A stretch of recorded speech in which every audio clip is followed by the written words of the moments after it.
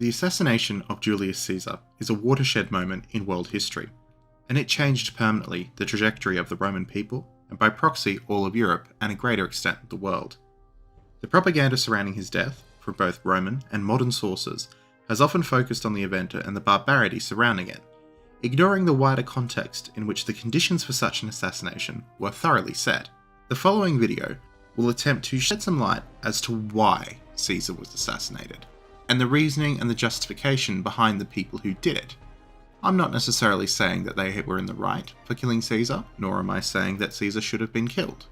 Rather, this is an attempt to understand the mindset and the very reason as to why they acted in the way they did. I'm aware it's a little different to my usual modern history shooty bang bang mock and laugh at the certain navy, but bear with me. I felt like doing something a bit Roman.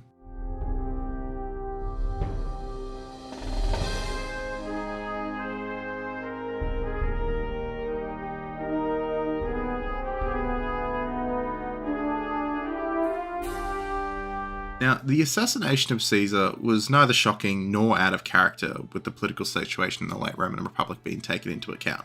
Rather, it can be considered more of the same, providing the assassins with a level of justification based very heavily on historical precedents. The very existence of the Roman Republic was based on the expulsion of tyrannical rule through violent means.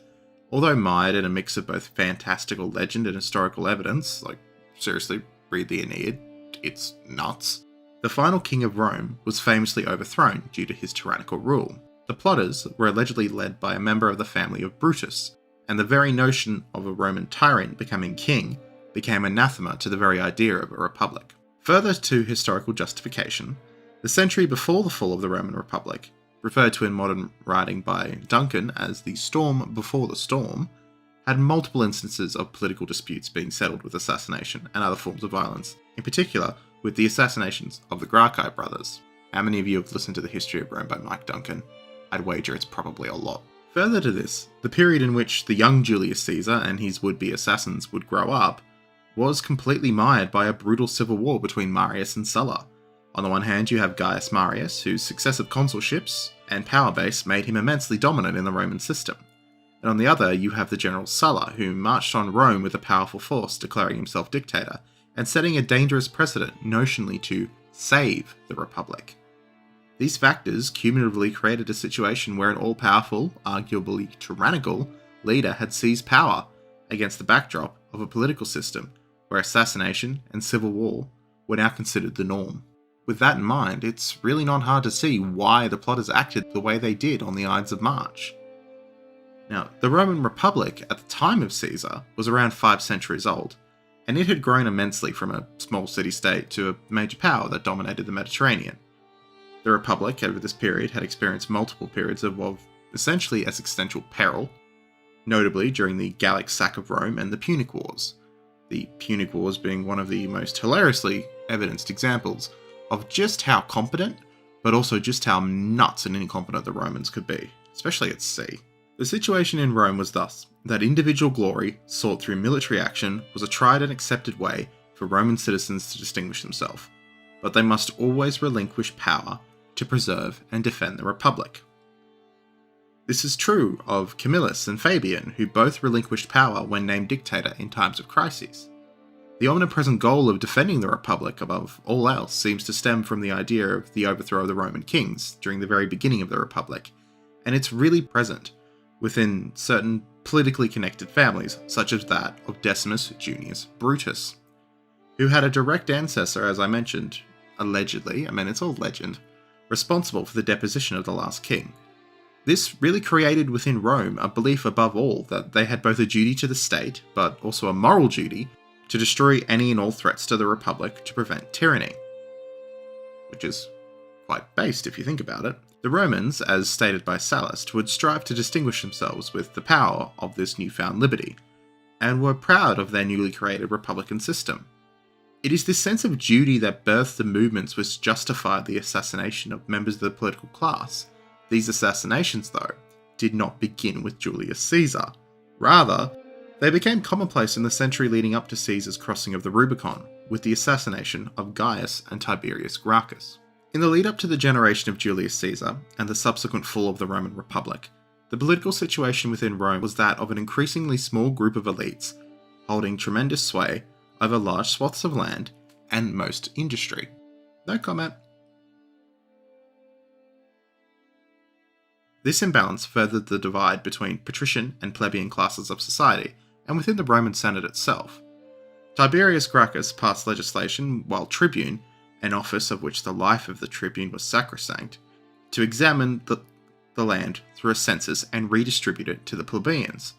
Critically, it was his intention to use funds inherited from the death of the king of Pergamon to do this. A thing that would happen a lot throughout Roman history is that foreign kings would die and they would essentially will their kingdoms to Rome. It was a way that Rome took over quite a significant amount of land. There is a dodgy Roman, essentially, hit piece out there that calls Caesar a bottom to the king of, I believe it was Nicomedia, because when he died, the king of Nicomedia, who was a friend of Caesar's, willed his kingdom to him. So this kind of willing your kingdom to Rome was not the craziest thing to happen. And in many ways, you can understand why kings would do it. I mean, Rome was incredibly powerful, she was rich, she was prosperous, so it does make sense. This notion of giving the plebeians land to live on to essentially, have an existence, well, it caused the senators to react as reactionaries, storm the Capitoline Hill, and bludgeon Tiberius to death shortly after his term as tribune had ended. Good job. Gaius, entering politics right after the murder of his brother, and understandably probably a little shaken up by it, would also attempt to introduce reform to the Republic, with his most controversial policy being an attempt to give further rights, including voting rights, to the Latins. So at this point with Roman citizens, it's Romans from the city of Rome. The tribes around them are simply the Latin tribes, who are essentially second-class citizens. Following the end of his second term as tribune and a period in Africa, Gaius would attempt to found a colony in the ruins of Carthage, and one of his supporters would murder an attendant in the streets of Rome. Now, without the protection of the office of tribune, and refusing to stand trial because it was going to be a show trial, Gaius Gracchus was either murdered or forced to commit suicide during an attack on the Aventine Hill. Very similar and eerily in the same way that his brother died sometime earlier. The murder of the two Gracchi, very influential and very powerful advocates and voices for the plebeian class, would set in stone a precedent to the reactionaries that political assassination was not a taboo and that it could be undertaken with little to no consequence. And this is a precedent that would be further reinforced by Sulla. Now, when I say it would set a precedent to the reactionaries, the people who are doing the assassination at this point are effectively the conservative group of Roman politics and Roman way of life. When the conservative group is consistently causing assassinations and doing horrific things like this, it led to the situation where the reactionary group, the Optimates and the Populares, this is the historical names for them, but the reactionary group, the one that would eventually follow Caesar, said, well, if they can do it, why can't we? There's no reason we can't do it. This isn't directed at anyone, but think on that next time you try and pull some stupid political stunt. If you can do it, they can do it back to you. The civil war between the generals and the politicians, Sulla and Marius, is the culmination of the factors that we've been going through here. And it builds a justification for the assassins who murdered Julius Caesar. Sulla, whose actions were claimed to have been taken in defense of the Republic, and in order to roll back the reforms which were in his mind destroying it, were done in an attempt to achieve a rebalancing of the political situation. Sulla, taking his forces and marching on the city of Rome, declared himself a dictator. Gnaeus Pompey Magnus would later state that the actions of Sulla created the political climate where the thought of leading military insurrection against the state was no longer unthinkable. If Sulla could, why can't I? In essence, Sulla had, in his attempt to save the Republic, set the precedent that would ultimately destroy it. Sulla's seizure of power was followed by a series of successively violent purges that would make the Soviets blush of his enemies, both perceived and otherwise.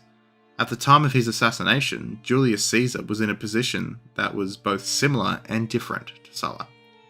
Caesar, having won the civil war and successfully seizing power, was now planning a major campaign against the Parthian Empire in the east. The general feeling was at the time that following a successful campaign in the East, and it must be noted that in the eyes of the people of the time, Caesar could not lose a military campaign. He was Caesar.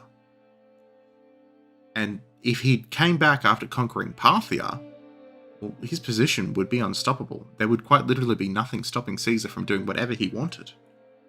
With his political position therefore secured as dictator for life, coupled with the precedents set by Sulla and the reactionaries during the murder of the Gracchi, and then furthered on by this historical ingrained duty ingrained in their republican ideals to overthrow tyranny and tyrants, the assassins who went for Julius Caesar that day, well, you can start to see a picture in your head as to why they thought, in their position, that they had a justification to kill him and to destroy the threat to democracy and the Republic. Their allegiance was to the Republic, to democracy. Therefore, the assassination of Julius Caesar was neither shocking nor was it out of character. When you take into account the political situation of ancient Rome and at the time of the fall of the Republic, it can really rather be considered to be more of the same, providing the assassins with a level of justification based on this kind of historical precedence, the sort of thinking at the time, and really the entire situation as a whole. The actions taken in the century during the lead up to Caesar's assassination, however, they were really where the justification for the assailants comes from. And it really begins with that normalization of political assassination with the deaths of the Gracchi brothers, culminating with the purges and the seizure of power by Sulla. As is stated by Pompey, the actions of Sulla provided the justification for the use of force in the seizure of power by a general who has popular support.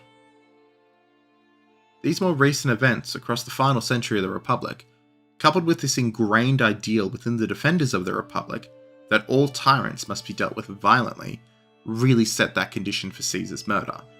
These factors cumulatively created a situation where an all-powerful, arguably tyrannical leader who had seized power against the backdrop of a political system where assassination and civil war were now considered the norm, justified the reactions and the actions taken by the plotters on the Ides of March, who in their mind were attempting to save the Republic and preserve their way of life from tyrannical rule. So at the end of the day, whether you like Caesar or not, which, don't know why you'd feel too heavy about him, considering, it's a long time ago, but I understand the obsession with Rome. Rome's cool. These plotters had a reason as to why they acted the way they did, and it makes sense, to an extent. This is not a call because you think you're justified to go and stab a politician. Call them an idiot and have the end of the day with it, that's all. Now, this was a smaller video. I'm still a little burnt out, I guess you could say, from the 24-hour stream. We will be going through and cutting together a great highlight reel. Some of the presents have already been delivered at the time of recording on the 20th of December. And seriously, some of the videos of those little kids getting presents, it made me cry. I know for a fact it made some of your other favourite YouTubers cry as well. So it truly is something pretty amazing that we've done. So thank you all. Like, comment, subscribe, join the Discord. You're always welcome there. And I will catch you next time with a far longer video. Cheers.